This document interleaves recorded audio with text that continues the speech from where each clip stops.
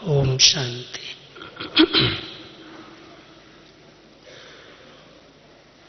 संगम युग पर हम सब ने प्यारे बाबा से अलौकिक जन्म प्राप्त किया और अलौकिक जन्म मिलते ही हम सब का सरनेम बीके पड़ गया, ब्रह्मा कुमार और ब्रह्मा कुमारी। हम सब ने स्वीकार किया, बाबा हम आपके हैं, आप हमारे हो। इसी एक संकल्प ने नया जन्म दिया और नया जन्म मिलते ही पुराने जन्म को बुद्धि से भुला दिया। जब मर्जीवा शब्द आता है, एक ही जन्म में मरना और जीना दोनों शब्द आते हैं। वैसे तो जब कोई आत्मा शरीर छोड़ती है तो एक स्थान से दूसरे स्थान में उसे जन्म मिलता है, संबंध परिवर्तित हो जाते हैं, स्थान परिवर्तित हो जाते हैं, कार्य परिवर्तित हो जाते हैं। लेकिन इस अलौकिक जन्म की विशेषता है कि हम स्थूल रूप में कुछ भी त्यागते नहीं, लेकिन बुद्धि योग के बल से सबसे न्यारे और सबके प्यारे बन जाते हैं। हम सबको, जितने भी बाबा के बच्चे हैं, सबको बाबा ने अपने मुख से जन्म दिया है। वैसे तो कभी कभी कहते हैं कि जब तक साकार में बाबा थे तब तक उनके मुख से बच्चे पैदा हुए, और अभी तो ब्रह्मा के मुख की बजाय संकल्प की रचना आ रही है। लेकिन मैं कहता हूं कि संकल्प की रचना नहीं, केवल संकल्प की रचना नहीं, ये भी बाबा की मुख वंशावली रचना है। क्योंकि शिव बाबा ने ब्रह्मा मुख से जो महावाक्य उच्चारण किए, जिसको हम सभी मुरली कहते हैं, उस मुरली से हम सबका जन्म हुआ है। निमित्त कोई भी आत्मा बनी हो, लेकिन डायरेक्ट ब्रह्मा मुख से उच्चारे हुए महावाक्य, उनके महावाक्यों को जीवन में धारण करके हम सब ने नया जन्म प्राप्त किया। इसलिए हम सभी ब्रह्मा मुख वंशावली कहलाते हैं, ब्राह्मण कहलाते हैं। और इस ब्राह्मण जीवन का महत्व सारे कल्प में, इस कलयुग के अंत तक भी कितना श्रेष्ठ माना गया है। हर कार्य में, हर विधि में, चाहे वो कोई भी प्रकार की विधि हो, ब्राह्मणों को आगे रखा जाता है। हर श्रेष्ठ शुभ कार्य के लिए नामधारी ब्राह्मण पूजा पाठ करने आते हैं, जबकि वो ब्राह्मण कुख वंशावली हैं। वो धारणाएं, वो ब्राह्मण जीवन के नियम, वो मर्यादाएं कई बार उन्हें पता भी नहीं होती, लेकिन नाम के ब्राह्मण भी आज रोजी रोटी के लिए सब कार्य में आगे रहते हैं। हम सभी बाबा के बच्चे जो सच्चे सच्चे ब्राह्मण हैं, ब्रह्मा बाबा के मुख से जिनका जन्म हुआ, वो मर्जीवा ब्राह्मण जो पिछला जन्म था, पिछले संस्कार थे, पिछले संबंध थे, पिछली स्मृतियां थीं, बाबा का बनने के बाद उन सब की विस्मृति और ब्राह्मण जीवन की स्मृति आ गई। मैं समझता हूं बाबा का कोई भी बच्चा अभी इस नशे और अभिमान में नहीं रहता होगा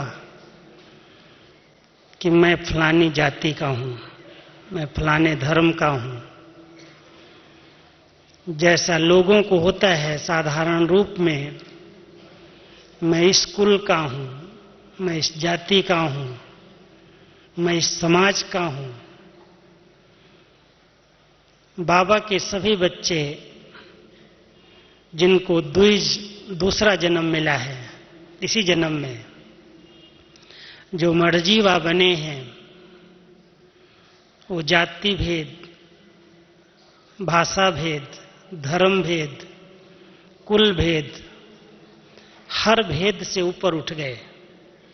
हम सब का एक ही सच्चा धर्म है, ब्राह्मण धर्म। वैसे ब्राह्मण जाति प्रचलित है और ब्राह्मण धर्म के लिए कोई भी शास्त्रों में, कोई भी ग्रंथों में धर्म के नाम पर संज्ञा नहीं दी गई है। लेकिन संगम युग पर हम सबको बाबा ने नया जन्म देकर हर धर्म की आत्मा को अपना बना करके ब्राह्मण धर्म से संबोधित किया है और धर्म का बहुत श्रेष्ठ अर्थ बताया, संपूर्ण धारणाएं। ब्राह्मण जीवन में मुख्य धारणाएं कौन सी हैं? जब से हम सभी बाबा के बच्चे बने, मैं आपको 4 धारणाएं और 6 परिवर्तन बताऊंगा। अगर नहीं है तो हम पक्के सच्चे ब्राह्मण कहलाने के अधिकारी नहीं हैं। कहलाते भल हों, लेकिन फिर भी कुछ न कुछ साधारणता, कुछ न कुछ लौकिकता, भेदभाव की दृष्टि, एक ही क्लास के स्टूडेंट में ऊंच नीच का अगर भेदभाव है तो ब्राह्मण परिवार नहीं कहला सकता है। जाति उसकी कोई भी हो लौकिक दुनिया के हिसाब से, लेकिन अगर वो बाबा की सभी धारणाओं को पालन कर रहा है तो बाबा उसे अपना बच्चा कहता है, वो इस ब्राह्मण परिवार का सदस्य है। इसलिए इस ब्राह्मण परिवार में मैं एक आपको अपना अनुभव सुनाता हूं, क्योंकि लौकिक में कोई भी कार्य सरनेम के बिना नहीं होता। आप पासपोर्ट बनाने जाएं, आप लाइसेंस बनाने जाएं, आप किसी भी कार्य क्षेत्र में चले जाएं, वहां लौकिक सरनेम पूछा जाता है। हम जब बाबा के घर में आए और मैं समझता हूं कि जब तक पर्सनल रूप में कोई कार्य हमने नहीं लिए तब तक किसी ने भी सरनेम नहीं पूछा। ये नहीं पूछा आप किस कुल के हो, किस जाति के हो, किस समाज से हो, आपका सरनेम क्या है। क्योंकि बाबा के बच्चे बनना माना हमारा सरनेम ही है। हम ब्राह्मण हैं, ब्रह्मा कुमार और ब्रह्मा कुमारी हैं। इसलिए हम बीके का सरनेम ही लगाते हैं। साइन भी करते हैं तो बीके से करते हैं। लेकिन कारोबार के हिसाब से लौकिक सरनेम की जरूरत पड़ती है। इसलिए बाबा ने हम सबको नया जन्म दे करके बुद्धि योग से तोड़ने की बात कही है। ऐसा नहीं है कि आप पारिवारिक जीवन में रह रहे हो, समाज में आपको कई कार्य करने पड़ते हैं और हर स्थान पर आप बीके का टाइटल लगाएं, तो अलौकिक जन्म का जो हम सबका सरनेम है, कई बार लौकिक कार्य व्यवहार में रुकावट आती है उस सरनेम के आधार से। आप सबको मालूम हो कि मधुबन में हम सभी करीब 1000 भाई बहनें समर्पित हैं और हम सबका जो वोटिंग कार्ड बना हुआ है उसमें सबके पिता का नाम प्रजापिता ब्रह्मा लिखा हुआ है।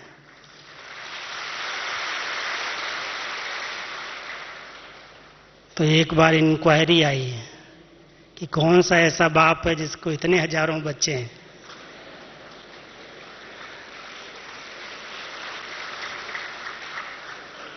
लेकिन मान्यता देनी पड़ती है क्योंकि हम सब ने अपने लौकिक से सब संबंध तोड़ दिए। न लौकिक जाति का भान है, न लौकिक पढ़ाई का भान है, न कोई पोस्ट और पोजीशन रही। हम तो सब अलौकिक हो गए। इसलिए हमारा लौकिक पिता है ब्रह्मा बाबा।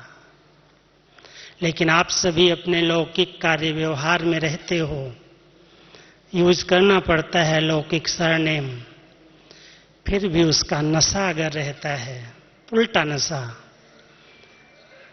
तो मुख वंशावली मर्जीवा ब्राह्मण नहीं कहला सकते। पक्के ब्राह्मण, सच्चे ब्राह्मण की 4 निशानियां आप सभी नोट करना। लौकिक में अभी तक रीति रस्म के कर्म कांड के रूप में नामधारी ब्राह्मण वो 4 निशानियां यूज करते हैं। सबसे पहली निशानी, हर ब्राह्मण के सिर पर चोटी होती है और वो चोटी जिस पर एक गांठ लगी हुई होती है। बाबा ने हम सबको, अपने ब्राह्मण बच्चों को ऊंची स्थिति में रहने की शिक्षाएं दी हैं। आप सबसे ऊंचे कुल वाले हो, आप बहुत रॉयल कुल वाले हो, ईश्वरीय कुल के हो, इसलिए अपने उस सम्मान में स्थित रहो, चोटी की स्थिति में रहो। देवताओं से भी श्रेष्ठ हो ब्राह्मण आत्माएं, क्योंकि डायरेक्ट भगवान की पालना में पल रही हो। बाप भी सर्वशक्तिवान है, शिक्षक के रूप में खुद पढ़ा रहा है और सतगुरु बन करके खुद साथ ले जाएगा। इतना श्रेष्ठ भाग्य, इतनी श्रेष्ठ पालना देवताओं के भी नसीब में नहीं होगी। हम सभी ज्ञान रत्नों से खेल रहे हैं, वो तो स्थूल रत्नों से खेलेंगे। हम सबको प्रभु प्रेम की गोदी मिली हुई है। उस गोदी के झूले में, अतीन्द्रिय सुख के झूले में झूलते हैं और देवताएं तो एक हीरे जवाहरात के रतन जड़ित झूले तक झूलेंगे। उनको पढ़ाने वाला कोई साकारी देहधारी गुरु निमित्त होगा और हमको विदेही निराकार स्वयं बाबा भगवान पढ़ा रहे हैं। इतनी ऊंची चोटी, इतना ऊंचा सम्मान किसका है? हम सबका है। इसलिए इस महत्व को कभी नहीं भूलना कि हम ब्राह्मण चोटी हैं। ऊंचे से ऊंचा स्थान संगम युग पर बाबा ने अपने बच्चों को दिया है। स्थूल चोटी रखने की जरूरत नहीं है, दिखावा करने की जरूरत नहीं है, लेकिन एक बाप दूसरा न कोई की गांठ जरूर लगा के रखना। ये गांठ है चोटी के ऊपर की, केवल बाबा के सिवाय और दूसरा कोई भी नहीं, उस स्मृति में रहना। ये सबसे पहली धारणा है ब्राह्मणों की। और दूसरी निशानी जनेऊ के रूप में दिखाई है। हर ब्राह्मण को लौकिक दुनिया में रीति रस्म के अनुसार जनेऊ जरूर पहनाया जाता है, 3 धागों वाला। और हर कार्य के लिए, कोई भी अशुद्ध कार्य के लिए जनेऊ को कान पर लटका लेते हैं, ऐसे बांध देते गांठ। ये जनेऊ स्वच्छता और पवित्रता की निशानी है। जितना आत्मा स्वच्छता को धारण करती है, त्रिमूर्ति बाप की स्मृति में रहती है, तीनों कर्तव्य में स्थिर रहती है। 3 कर्तव्य जो बाबा के हैं वही ब्राह्मणों के हैं। स्थापना, विनाश और पालना। नई सृष्टि की स्थापना, पुरानी सृष्टि का विनाश और फिर नई सृष्टि की पालना। ये तीनों कर्तव्य बाबा के हैं और बच्चे उस कर्तव्य में मददगार हैं। अपनी पवित्रता की, स्वच्छता की धारणा के आधार से जितनी नेगेटिव बातें हैं, व्यर्थ बातें हैं, व्यर्थ का संसार है, उसका संहार करना है तपस्या के बल से, अशरीरी स्थिति में स्थित रह करके, शंकर के समान बन करके। जैसे शंकर को तपस्वी स्वरूप में दिखाया है, सांपों की माला दिखाई है, अशरीरी स्थिति की निशानी बिना वस्त्रों के दिखाया है। हम सबको बाबा कहते हैं, तुम मेरे तपस्वी बच्चे, अपनी बुराइयों का, अपनी पिछले संस्कारों का, अपनी कमी और कमजोरियों का तपस्या के बल से संहार करो और नए दैवी संस्कारों को स्थापना करके, रच करके उनकी पालना करो। ये तीनों कर्तव्य में जो आत्माएं स्थिर रहती हैं, नए दैवी संस्कार इमर्ज हों, जो इस लेटेस्ट मुरली में आप सबने सुना होगा। नई दुनिया के लिए, नए युग के लिए, नए संसार के लिए नए संस्कारों की जरूरत है।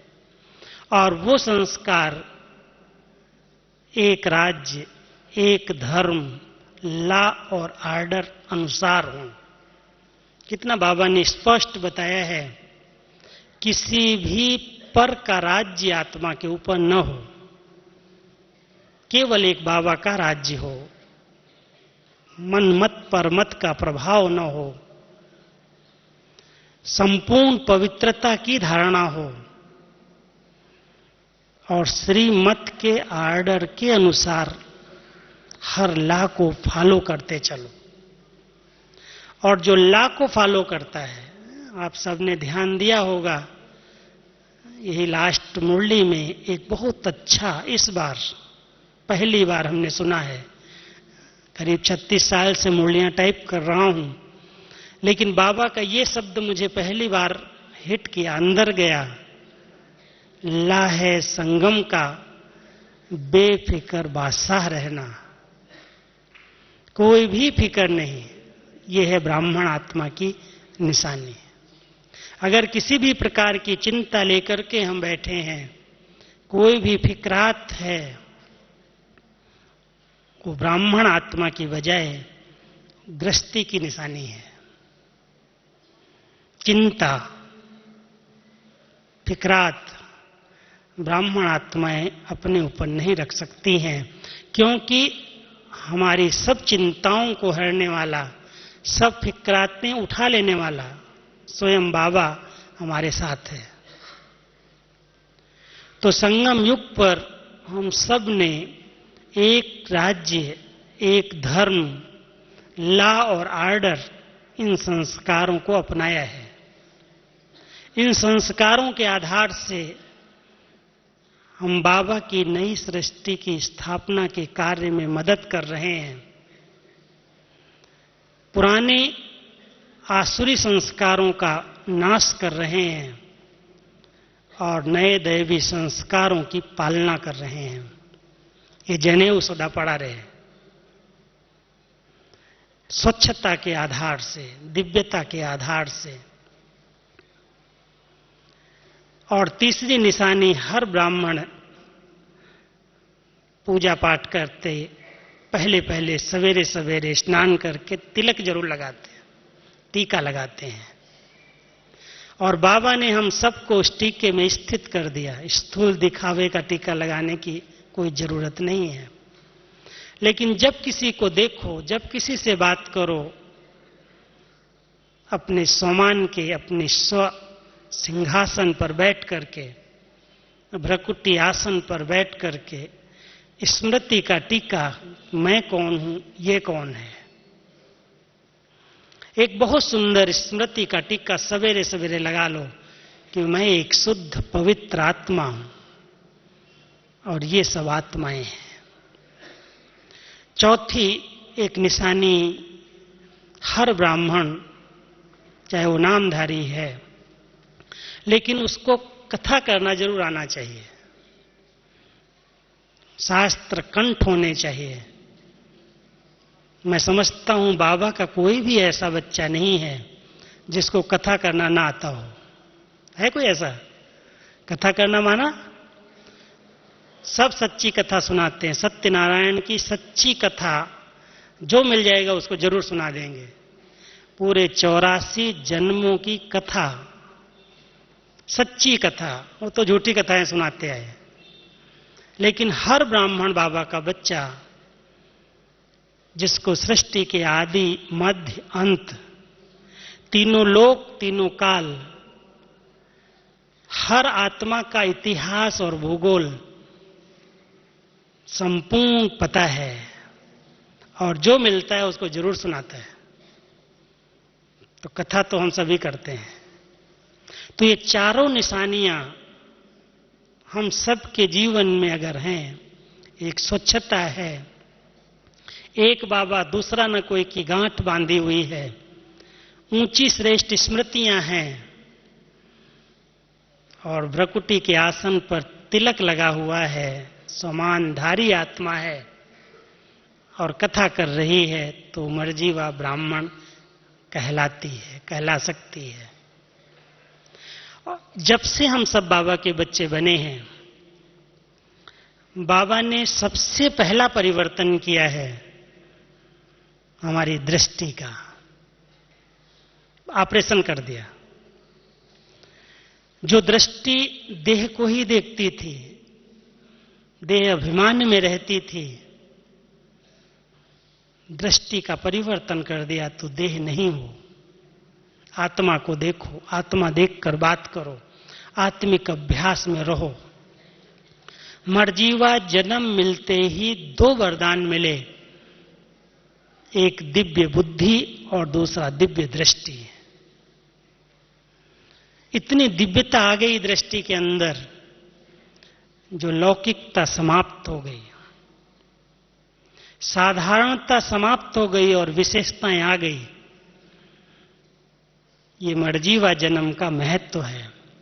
अगर हम सब ने नया जन्म लिया है, ब्राह्मण कुल भूषण बने हैं, ब्राह्मण कुल का श्रृंगार कहलाते हैं, तो साधारणता समाप्त हो जाए।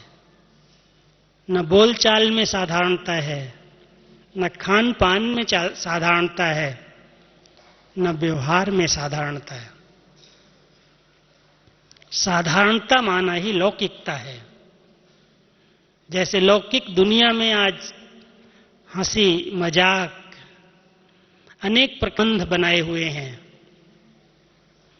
इस अलौकिक परिवार में हम सबका एक ही संबंध है।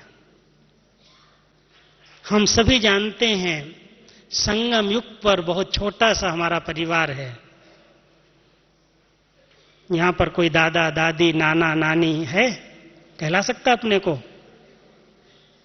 अगर कहलाता है तो कोई रीति रस्म के अनुसार कहला सकता है, दुनिया के हिसाब से। लेकिन वृत्तियों में है ये सब आत्माएं भाई भाई हैं, और साकार में भाई बहन हैं। साकार में प्रजापिता ब्रह्मा के बच्चे हैं, ब्रह्मा कुमार और ब्रह्मा कुमारी हैं, इसलिए भाई बहन हैं। और आत्मा रूप में भाई भाई हैं, एक ही संबंध है। एक माता पिता है, एक दादा है, ग्रैंडफादर, दूसरा ग्रेट ग्रेट ग्रैंडफादर। समझते हैं ना? सभी ब्राह्मण समझ रहे हैं ना बात, भाषा को। शिव बाबा है गॉड फादर, ब्रह्मा बाबा है ग्रेट ग्रेट ग्रैंडफादर। कैसे? जितने भी धर्म निकले हैं उन सब धर्म पिताओं का भी पिता कौन? ब्रह्मा बाबा। इसलिए बाप और दादा और भाई और बहन, ब्रह्मा ही मां है, ब्रह्मा के मुख से शिव बाबा ने ज्ञान दिया, जन्म दिया, इसलिए वो बाप है। कितना अलौकिक नाता है। इसके सिवाय अगर कोई के पास कोई कहता है, कई बार बाबा हंसी में कहते थे, कोई कहता था बाबा ये मेरी धर्म पत्नी है। बाबा कहता तुमने कहां से धर्म पत्नी बना दी? बाबा ने तो तुम्हारी शादी कराई नहीं। कहां से तुम्हारी युगल आ गई? कहां से प्रवृत्ति बना ली? चलो ठीक है, लौकिक नाता है, लौकिक है। अलौकिकता में तो आप एक पिता के बच्चे हो। इतना पवित्र और शुद्ध नाता हम सबका बना दिया। इसलिए कभी भी हद की स्मृतियां उनका परिवर्तन कर दिया। तो 6 बातों का मैं आपको परिवर्तन बता रहा हूं। एक, सबसे पहले हमारी दृष्टि बदली, दृष्टिकोण बदल गया, नजरिया बदल गया देखने का। किसी के देह को देख करके अगर कोई बात करता है तो बाबा ने उसको कहा है ये बुरा देखता है। हमारा स्लोगन है न बुरा देखो, न बुरा बोलो, न बुरा सुनो, लेकिन न बुरा सोचो और न बुरा करो। 5 स्लोगन दे दिए। बंदरों का चित्र तो केवल 3 का था पहले पहले गांधी जी का। Hear no evil, see no evil, talk no evil. बाबा ने हम सबको कहा think no evil, do no evil. कुछ नहीं बुरा कर सकते हो, सोच भी नहीं सकते हो।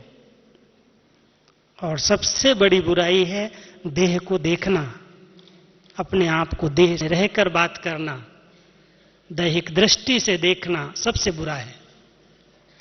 इसलिए दृष्टिकोण का परिवर्तन किया कि ये सब आत्माएं हैं। अभ्यास करो। मर्जीवा जीवन में अगर ये अभ्यास किसी ने नहीं किया तो वास्तव में वो पक्का ब्राह्मण नहीं बन सकता है। कुछ न कुछ उसको दैहिक आकर्षण, कहीं न कहीं लगाव, झुकाव, किसी न किसी आत्मा का प्रभाव उस पर पड़ता रहेगा। इसलिए बहुत जरूरी है कि हम सब आत्मा हैं, ये आत्मा है। हर मुरली में बाबा हम सबको ये पाठ अभी तक पढ़ा रहे हैं। बच्चे अपने को आत्मा निश्चय करके मुझे याद करो, आत्मिक स्थिति को बढ़ाओ। तो दृष्टि का परिवर्तन किया और फिर वृत्तियों को बदल दिया। जो अंदर की वृत्तियां थीं, चंचल वृत्तियां, आसक्ति वाली वृत्तियां, उनको उपराम वृत्ति में बदल दिया, वैराग्य वृत्ति में बदल दिया, अनासक्त वृत्ति में बदल दिया, शुभ भावना की वृत्ति में बदल दिया। वृत्तियों का परिवर्तन कर दिया। ब्राह्मण बने, नया जन्म लिया, मर्जीवा कहलाया और हमारी वृत्तियां चेंज हो गई। अगर वृत्तियों में आसक्ति है, यदि वृत्तियां उपराम नहीं है, पक्का ब्राह्मण नहीं कहला सकते।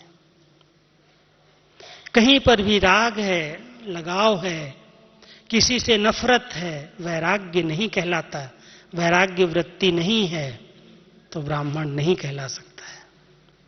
इसलिए ना काहू से दोस्ती, ना काहू से बैर, सबके साथ समान व्यवहार है। हर आत्मा को उसी नजर से देखता है। वृत्तियों में ही आ गया ये सब आत्माएं हैं। ये परम धाम घर से आई हैं और वहां इनको जाना है, जाने का समय है। तो वृत्तियां चेंज करके हम सबको दिव्य वृत्तियों में परिवर्तन कर दिया, शुभ वृत्तियों में बदल दिया। तीसरा परिवर्तन हमारी स्मृति का किया। दृष्टि बदली, वृत्ति बदली और फिर स्मृति बदल गई। हर एक जो नए आए हैं, आज कल एक मैं माता जी से मिल रहा था, एक माता जी से पूछा आप पहली बार आई हैं? तो सोचने लगी, फिर बोला नहीं, लगता तो नहीं पहली बार आई हूं, आई तो पहली बार हूं, लेकिन सब अपने अपने लगते हैं, अपना स्थान लगता है। कौन सी स्मृति आ गई? कल अब पहले वाली स्मृति आ गई।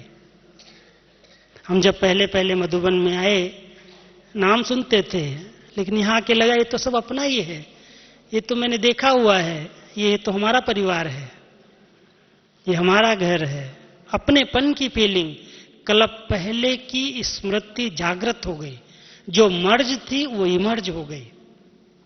आप सभी को ऐसा लगता है? जो पहली बार आए हाथ उठाओ। आप सबको क्या लगता है? अपनापन लगता है? आपने बहुत अनेक बार इस स्टेज को देखा है, ये डायमंड हॉल अनेक बार देखा है, शांतिवन अनेक बार देखा है, कलप कलप देख रहे हो, इसलिए कोई नई चीज नहीं लग रही है, स्मृति आ गई। और जितनी पिछली स्मृतियां थीं, इस जन्म में जो कुछ उल्टे कर्म हुए हैं देहाभिमान के वश, उन स्मृतियों की विस्मृति हो गई। उनकी कोई भी बीती बातों की स्मृति न रहे। कल्प पहले वाली स्मृति, अपने अनादि और आदि स्वरूप की स्मृति, मैं कितनी पवित्र आत्मा, कितनी देव आत्मा, कितनी महान आत्मा थी, उन स्मृतियों को जागृत करो। बाबा एक मुरली में कहते थे, कहा है एक मुरली में कि बच्चे अपने 5000 वर्ष के पिछले संस्कारों को कैच करो। जैसे साइंस के द्वारा महाभारत काल के आवाज को कैच करने का प्रयास कर रहे हैं, बाबा कहता है तुम बच्चे, वो महाभारत तो हुआ ही नहीं, कैच क्या करेंगे। लेकिन जो सचमुच महाभारत हुआ था, उस महाभारत के समय जब भगवान से तुमने पढ़ाई की थी 5000 साल पहले, क्या उस आवाज को कैच कर सकते हो? समझ सकते हो बाबा ने कल्प पहले हमें ऐसे पढ़ाया था? उस आवाज को, उन संस्कारों को, ऐसा मैं था और फिर से मैं ही बनने वाला हूं, मैं ही देवता था और मैं ही बनने वाला हूं। उन संस्कारों को कैच करो, स्मृति में ले आओ। ये पिछले जन्म की, इस जन्म में जो पिछला जन्म था उसकी स्मृतियां विस्मृत हो जाएंगी। अगर बार बार किसी कोई बीती बातों की, बीते कर्मों की स्मृतियां आती हैं, माना वो अपने अनादि और आदि काल की स्मृतियों को इमर्ज नहीं करता। उन स्मृतियों को इमर्ज करो, क्योंकि हम सब अभी मर्जीवा ब्राह्मण कहलाते हैं। और स्मृति के साथ साथ कर्म में परिवर्तन, कृति में परिवर्तन आ गया। पहले के कर्म थे दुख देना और दुख लेना। हर आत्मा को कहीं न कहीं से किसी का अपमान कर देंगे, किसी को कटु वचन बोल देंगे, किसी से ईर्ष्या रखेंगे, किसी की ग्लानि करेंगे। बाबा ने हम सबको हमारी वृत्तियों के साथ साथ कर्म का परिवर्तन किया। हम सब का कर्म है, ब्राह्मणों का कर्म है सुख देना और सुख लेना, संतुष्ट रहना और संतुष्ट करना। अगर कोई ब्राह्मण आत्मा किसी आत्मा को दुख देती है तो वो ब्राह्मण कहलाने का अधिकारी नहीं है। इसलिए न दुख लो न दुख दो। हमारे कर्म ऐसे अच्छे हों, इतने श्रेष्ठ हों कर्म योगी स्थिति में रह करके अगर हम कर्म करते हैं तो कर्म हर आत्मा को सुख देते हैं। हमारे व्यवहार से भी, हमारी दृष्टि से भी, हमारी चलन से भी कोई आत्मा को दुख न हो। सुख पहुंचाने का प्रयास है। कोई को आदत पड़ी हुई है दुखी होने की, वो अलग बात है। लेकिन मैं आत्मा अपनी तरफ से संपूर्ण प्रयास करूं कि हर आत्मा को सुख मिले और मैं हर एक से सुख लूं, दुख न लूं। ये हमारा कर्म बन जाए। पांचवा परिवर्तन किया संबंध का। कोई भी लौकिकता संबंध की आकर्षित नहीं करे। कभी भी इस जन्म में भी हमने कुछ किए हैं संबंध में गलत कार्य, बॉडी कॉन्शियस के कारण, देहाभिमान के कारण, लेकिन संगम युग पर मरजीवा जन्म लेने वाली ब्राह्मण आत्मा कोई भी गलत कार्य इन कर्म इंद्रियों से नहीं कर सकती है लौकिक संबंध के आधार पर। अलौकिक है, दिव्य है, महान है। इसलिए बाबा हमेशा कहता है हर नारी को देवी के स्वरूप में देखो, हर नर को देव के स्वरूप में देखो। अगर ये स्मृतियों में संबंध में भावना आ जाएगी तो वृत्तियों में, संबंध में लौकिकता समाप्त हो जाएगी। अभी हम सबका संबंध कर्म बंधनी नहीं है। बंधन के हिसाब से संबंध नहीं है, लेकिन कर्म योगी स्थिति से संबंध है सेवा का। सेवा में हम एक दूसरे के साथी हैं, सहयोगी हैं, स्नेह रखते हैं, लेकिन विकारी स्नेह नहीं है, विकारी संबंध नहीं है, बंधनी संबंध नहीं है। किसी को ऐसा अधिकार से नहीं चला सकते हैं जैसे लौकिक में किसी को अधिकार से चलाया है। और अगर कोई ब्राह्मण आत्मा उस अधिकार से किसी को चलाती है तो कभी भी वो काम और क्रोध पर विजय नहीं प्राप्त कर सकती। अगर सचमुच वो इस पर विकारों पर जीत प्राप्त करना चाहती है तो कोई भी संबंध में लौकिकता न हो। ये सब सेवा के संबंध हैं, स्नेह के संबंध हैं। इसमें कोई भी हद की कामना वाले संबंध नहीं है, बंधन वाले संबंध नहीं है। उन बंधनों को परिवर्तन किया है बाबा ने। साथ रहना सिखाया, लेकिन ट्रस्टी बन करके रहो, सच्चे बन करके रहो, ईमानदार बन करके रहो। गृहस्थी जीवन नहीं है ये। न गृहस्थियों जैसा खाना, न गृहस्थियों जैसा पहनना, न गृहस्थियों जैसा रहना। कैसे रहते हैं गृहस्थी? जहां जाओ वहां गंदगी, गृहस्थी का घर, गंदगी का ढेर। देखेंगे आप गृहस्थियों के घर में कोई भी चीज व्यवस्थित नहीं होगी। हम कई बार कहीं कहीं जाते हैं, देखते, पूछते हैं, कहते हमारे घर में चलो देखो। कहते पहले गृहस्थ को आश्रम बनाया है। आश्रम माना ही जहां रूहानियत है, जहां स्नेह है और जहां स्वच्छता है। गृहस्थ आश्रम संगम पर एक एक परिवार दिखाई दे। आप सभी समझना, हम गृहस्थी नहीं है, लेकिन हमने अपनी गृहस्थ को व्यवहार में बदल करके आश्रम बना दिया है, जहां स्वच्छता है, स्नेह है और आपस में रूहानियत भरा व्यवहार है। ऐसी प्रवृत्ति बाबा को चाहिए मर्जीवा जीवन में। हर ब्राह्मण आत्मा इस अलौकिकता का अनुभव करती है और कराती है। अब है लास्ट परिवर्तन संस्कारों का, जिसके लिए बाबा को बहुत मेहनत करनी पड़ रही है। मेरे बच्चों के संस्कार दिव्य बन जाएं, ये मरने के बाद भी कभी कभी वो संस्कार जाग जाते हैं। संस्कार करने के बाद अगर कोई जग जाए, सामने आ जाए, तो क्या कहते हैं? भूत आ गया। डर लगता है, कहां से आ गया? इसका संस्कार कर दिया था। हम सबने अपने संस्कारों का संस्कार कर दिया।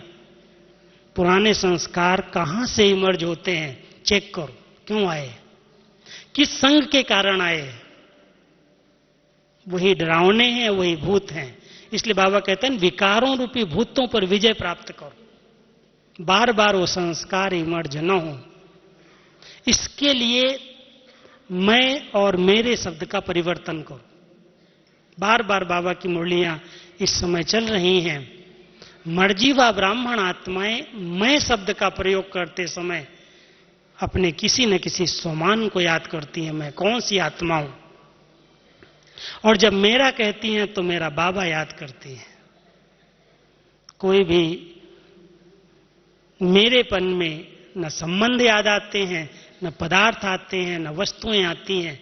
कोई भी अधिकार से नहीं कह सकता ये मेरा भवन है, ये मेरा सेंटर है, ये मैंने स्थापन किया है, मैंने सेवा की है।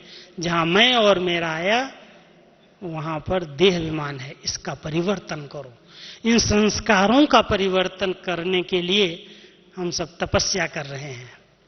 तो ये 6 परिवर्तन और 4 धारणाएं मैं समझता हूं आप सबकी बुद्धि में स्पष्ट हो गई होंगी। हम सबको ये 84वां जन्म मिला है।